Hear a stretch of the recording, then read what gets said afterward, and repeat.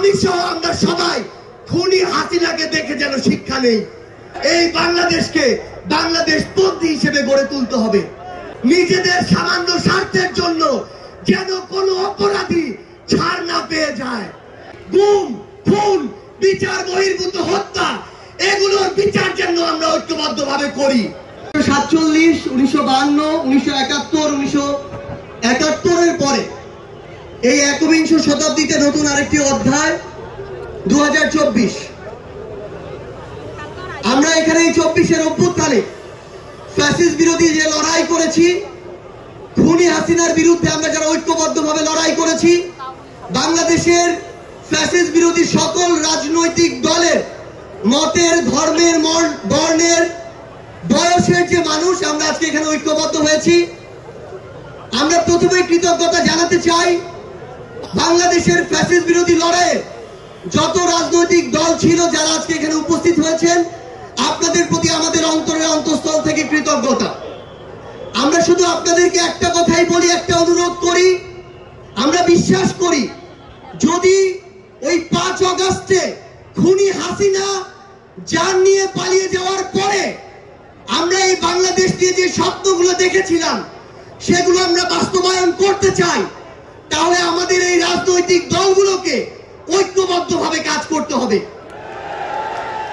আমাদের যে কোনো একটি বিষয়ে পক্ষে বিপক্ষে কথা থাকবে, যুক্তি তর্ক থাকবে, কিন্তু দিন শেষে যেটা দেশের জন্য, দেশের মানুষের জন্য মঙ্গলকর, আমরা সবাই যেন সেটাতে ঐক্যবদ্ধ হতে পারি।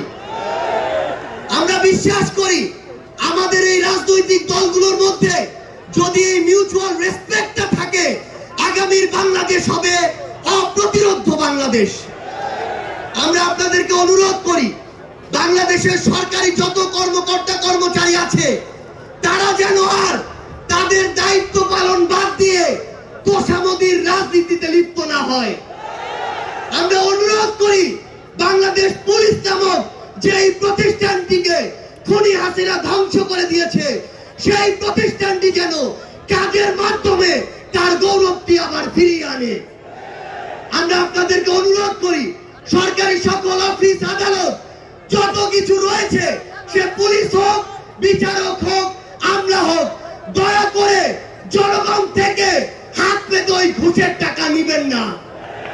দয়া করে জনগণের জন্য, জনগণের সাথে সামান্য স্বার্থের জন্য এই অন্যায়গুলো করবেন না। আমরা আপনাদের সামনে অনুরোধ করতে চাই এই রাষ্ট্রীয় প্রতিষ্ঠানগুলোকে খুনি হাসিনা নিজ হাতে ধ্বংস করে দিয়ে গিয়েছে।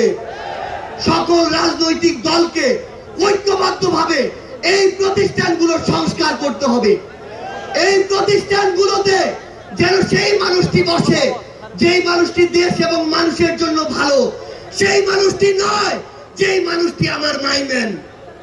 আমাদের একটি জিনিস লক্ষ্য রাখতে হবে, আমার সামনে আমার আহত যোদ্ধারা, আমার সামনে 16 বছর ধরে বিভিন্ন রাজনৈতিক দলের কিংবা নির্দলীয় যারা ফাইট করেছেন তারা বসে আছেন। আমার সামনে আমার শহীদ পরিবার রয়েছে। এই প্রত্যেকটি গুম, খুন, বিচার বহির্ভূত হত্যা, এগুলোর বিচার যেন আমরা ঐক্যবদ্ধভাবে করি। এই খুনি হাসিনার বিচার যেন আমরা ঐক্যবদ্ধভাবে করি। একটা জিনিস মনে রাখতে হবে, নিজেদের সামান্য স্বার্থের জন্য যেন কোনো অপরাধী ছাড় না পেয়ে যায়। কোন অপরাধীর জন্য সুপারিশ দিয়ে আমরা যেন থানায় না যাই। কোন অপরাধীর জন্য সুপারিশ দিয়ে আমরা যেন কোনো বিচারকের কাছে না যাই। এই নতুন বাংলাদেশে ধ্বজভঙ্গ এই শিক্ষার সিস্টেম গুলো, এই কারিকুলাম গুলো আমাদেরকে ঠিক করতে হবে। এই বাংলাদেশকে বাংলাদেশ পন্থী হিসেবে গড়ে তুলতে হবে। আমরা আপনাদের কাছে অনুরোধ করি, আগামী যে বাংলাদেশ আমরা স্বপ্ন দেখি, সকল রাজনৈতিক দল যদি ছোট ছোট স্বার্থগুলোকে এক পাশে রেখে ঐক্যবদ্ধভাবে কাজ করি, তাহলে সেগুলো আমরা বাস্তবায়ন করতে পারবো। এই মঞ্চ থেকে আমরা যেন এই শপথটুকু নিয়ে যাই, এই ছোট্ট জীবন সৃষ্টিকর্তা যাদেরকে গুরুত্বপূর্ণ দায়িত্বগুলোতে রেখেছেন, এগুলো তাদের কাছে আমানত স্বরূপ। আমরা যেন এই ছোট্ট জীবনে এত বড় দায়িত্বের আমানত গুলো দয়া করে খেয়ানত না করি। আমরা আপনাদের কাছে অনুরোধ করি, আমাদের রাজনৈতিক দলগুলোর মধ্যে কেন্দ্র থেকে ওই একদম গ্রাম পর্যন্ত, রুট পর্যন্ত যেন নিজেদের ভিতরে সুস্থ একটি প্রতিযোগিতা হয়। দয়া করে যেন আমরা কাউকে প্রতিপক্ষ না মনে করি। আমরা যদি যারা বড় রাজনৈতিক দল রয়েছি ছোটদেরকে ধীরে ধীরে সামনে এগিয়ে যেতে না দেই, তাহলে আমাদের মধ্যে ধীরে ধীরে এমন একটি মানসিকতা আসবে, যে মানসিকতা হয়তো আমাদেরকে ধীরে ধীরে একটি স্বৈরাচারী আচরণের দিকে নিয়ে যেতে পারে। আমরা যেন সবসময়, আমি সহ আমরা সবাই খুনি হাসিনাকে দেখে যেন শিক্ষা নেই। আমরা আপনাদের কাছে অনুরোধ করি, আগামীর বাংলাদেশকে আমরা ঐক্যবদ্ধভাবে গড়ব।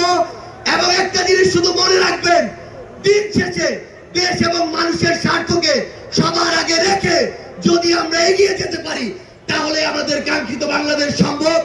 আপনাদের সাথে লড়াইয়ের রাজপথে অথবা বিজয় দেখা হবে।